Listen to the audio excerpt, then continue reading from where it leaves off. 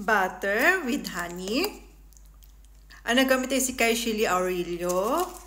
Ano kayang lasa? Try natin.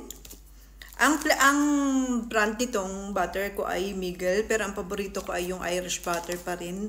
Kasi lasang ano siya, meron siyang kalasa sa Pilipinas na butter. Ayan. Ganito kalasa pero hindi ko ito ubusin. Try lang natin with honey. Nakadikit. Ayan.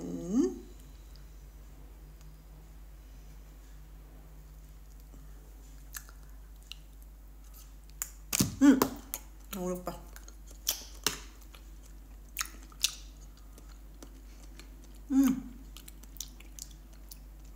Mas masarap ko pa din yung Nutella. Parang pala ako ditong tinudor na maliit. Nutella with butter, mas masarap pa din. Kasi lasang ice cream siya.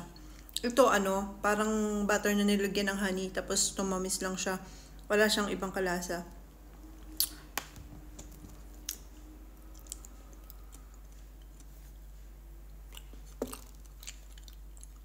May pimple pala ako doon.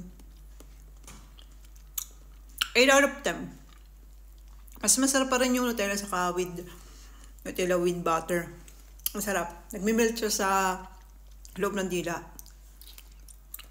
Ito okay lang yung lasa niya. 8 out of 10.